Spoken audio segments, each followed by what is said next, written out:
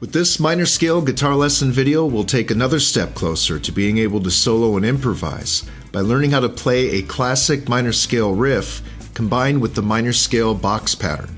We'll then show you how to play both the minor riff and box pattern along with various backing rhythm tracks in different keys. Along with guitar tabs and box pattern diagrams, we'll cover it all with the step-by-step approach. A riff can be described as a sort of musical sentence, and if you want to solo or improvise with the minor scale, you first need to develop a musical vocabulary by copying and memorizing a collection of standard or classic minor scale riffs. And it doesn't matter if it's Carlos Santana, Eric Clapton, Jimi Hendrix, or yourself. Everyone at one point was a beginner, and they had a blank page in front of them and they were like, hey, show me some riffs. And there are many riffs that have been passed on from generation to generation of guitarists. What we're going to do with this lesson is introduce you to a classic riff that I refer to as the minor scale riff. Now, this riff will be derived from the minor scale box pattern, and if you haven't played the minor scale box pattern yet, I'll leave a link in the video description. You can review that earlier lesson we covered. A quick review of the minor scale box pattern. We're going to learn the riff in A minor, so it'll be the box pattern played along the 5th fret position. And here's how the box pattern will sound.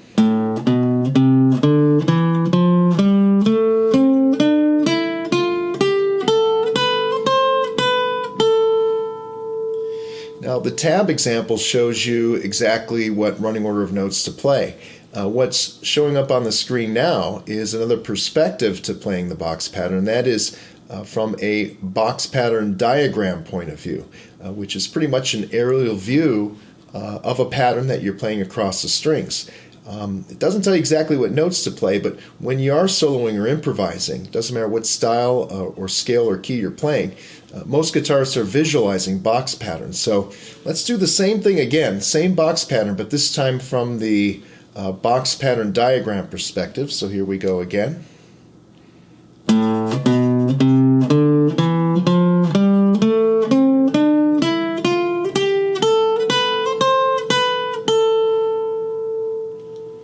So we'll be combining this later on in the lesson with the riff we're about to do. But if you can play the box pattern at about the pace I just played, then you're ready for the next step. Now, I refer to this riff as the minor scale riff because it's been around for years. You'll hear it in a wide variety of different styles of music and in many classic songs. And we're going to learn the riff in A, the A minor box pattern. And if you're new to soloing, we're also going to introduce you to 2 new soloing techniques with the riff, sliding and vibrato. Let's do a quick preview of the riff before we break it down one note at a time. Here's how the minor scale riff sounds in A.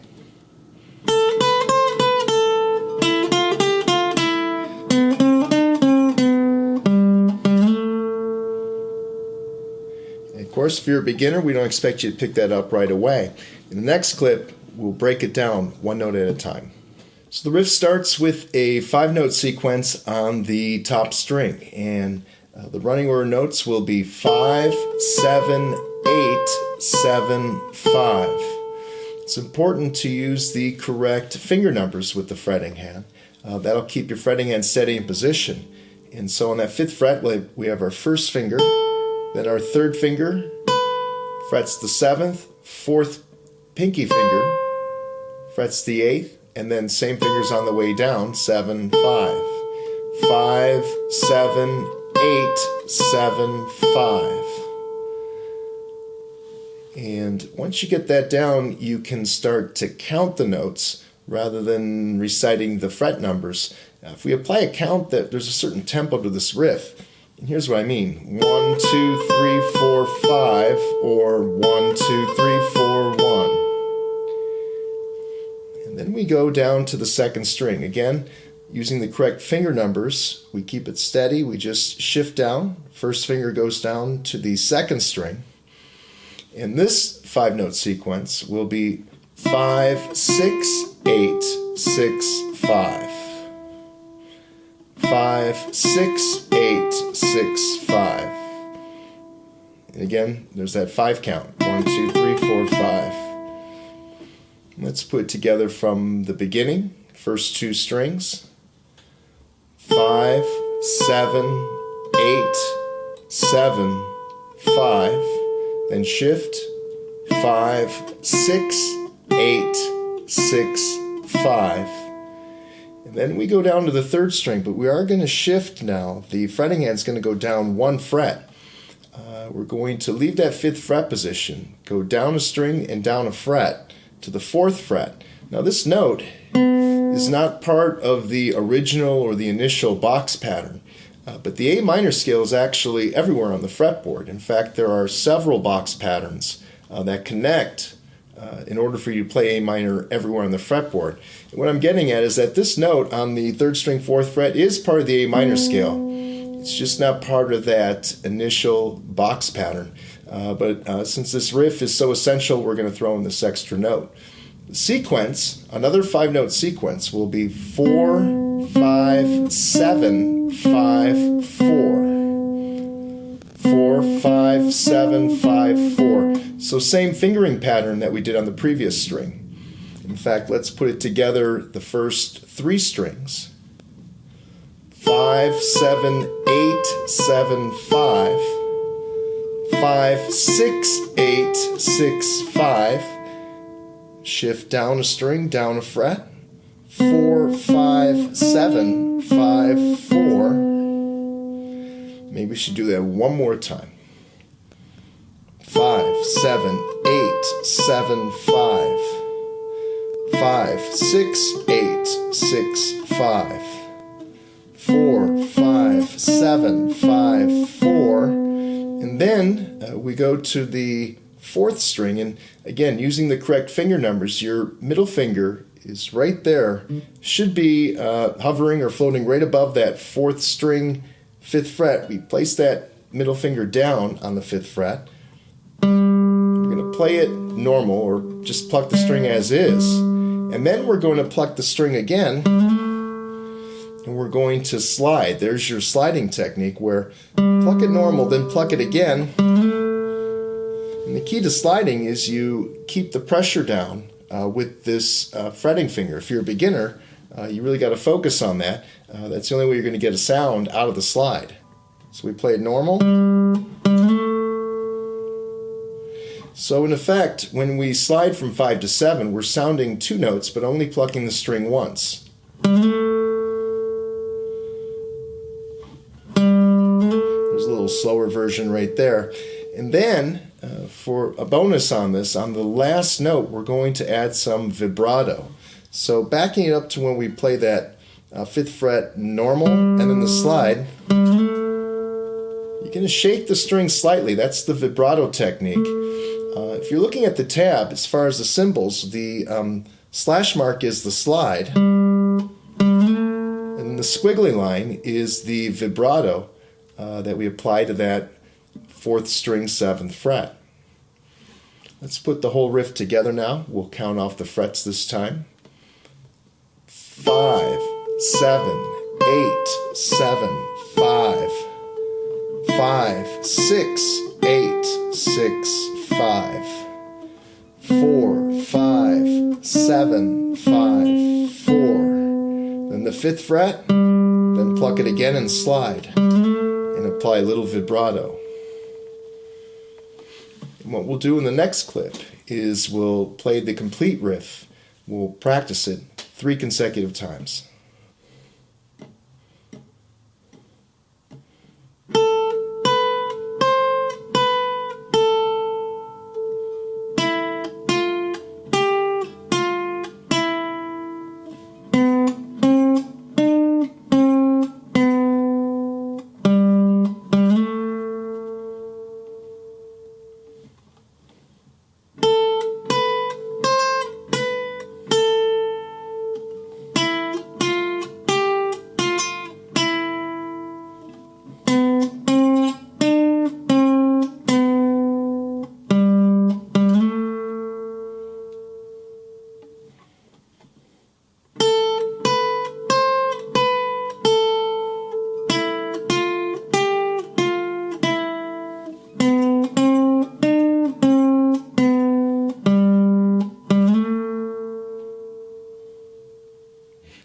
Now coming up, we're going to play the minor scale riff along with a backing rhythm track. But to make things a little more interesting, we're also going to add in the minor scale box pattern. We're going to combine the two and play them together over the backing rhythm. So it's a good idea to rehearse that running order before we play along with the rhythm. So here's how the two sound when played together. We'll start with the minor scale riff.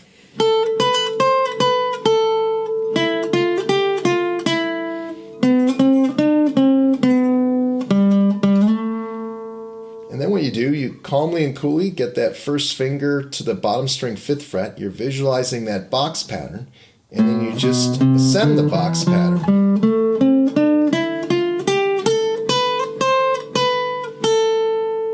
And then the running order will be the riff, the box pattern, and then repeating the riff again.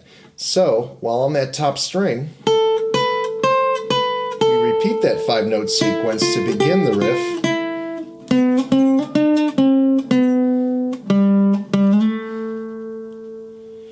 Again, the running order will be riff, box pattern, and riff. And again, before the rhythm track kicks in, let's review that sequence one time in the next clip.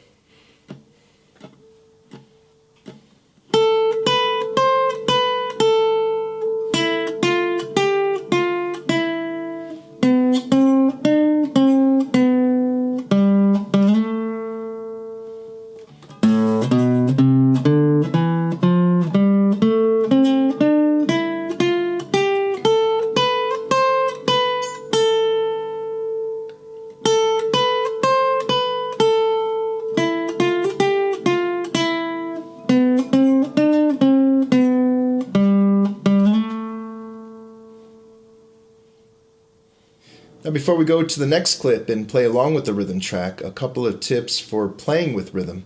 First and foremost, you want to focus on playing correct notes. In fact, you want to prioritize playing correct notes before anything else. If you play correct notes, there's a saying in music that slow is fast. If you play the correct notes slowly, you tend to get to the objective quicker, and that is playing the song at the right tempo. If you play too fast, you're going to make mistakes and you're going to have to stop and start over. And another saying is play the notes verbatim.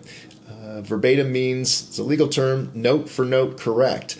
Don't try to be creative. These are winner riffs we're working on. And of course we want you to be creative down the road, but the only way to get that good foundation to make up your own riffs is to hear how these winner riffs sound with a backing rhythm. And just to make sure you play at the correct speed, there will be a guide solo with the next clip with the rhythm. So the objective is don't play ahead of the solo and try not to fall behind it, play right with it, and then you can hear how these winner riffs sound and harmonize with the backing rhythm.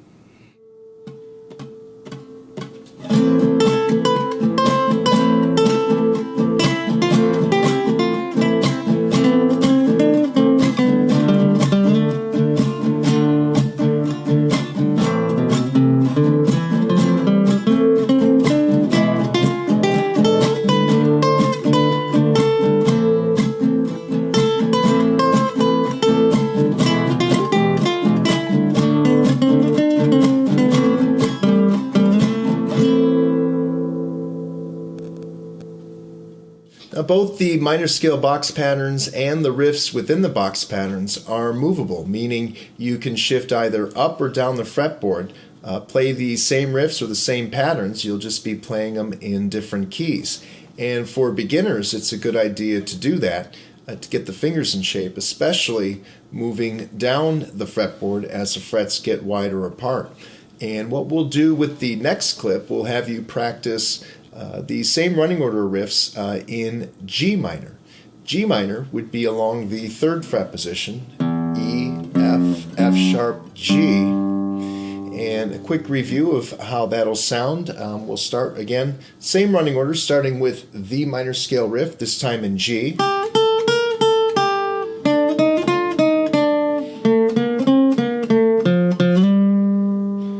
Followed by the box pattern along the 3rd fret.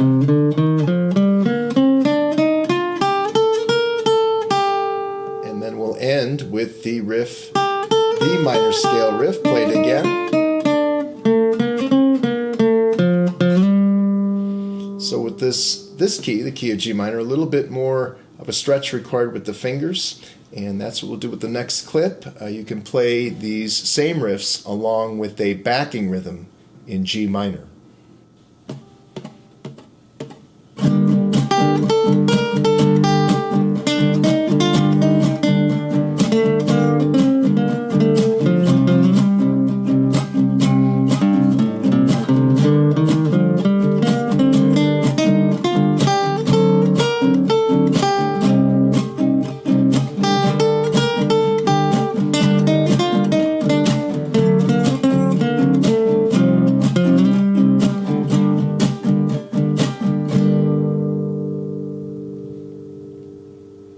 It's also good to shift higher up the fretboard as well and play in different keys. That's because as the frets get closer together, you need to focus more to get clarity from the notes. So upcoming we have a rhythm track in D flat minor. So the D flat minor scale, E, F, F sharp, G, G sharp, A sharp, B, C, C sharp, D. A lot of beginners tend to find the natural note first. D flat would be a fret lower. Same note as C sharp. So we're going to be up at the 9th fret for this next clip, the next rhythm track. Let's review how these riffs will sound in D flat.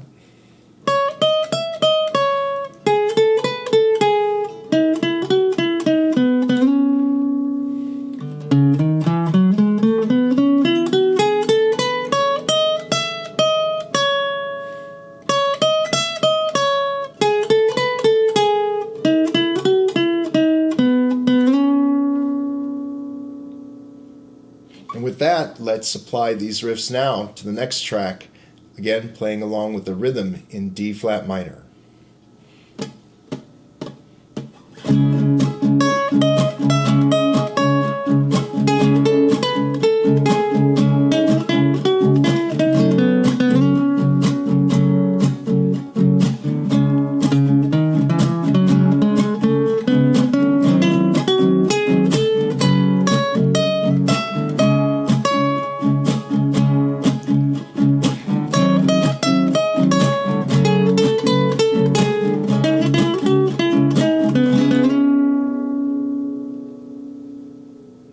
If you made it this far into the lesson, you've got a great foundation now with how these winter riffs should sound played against a backing rhythm.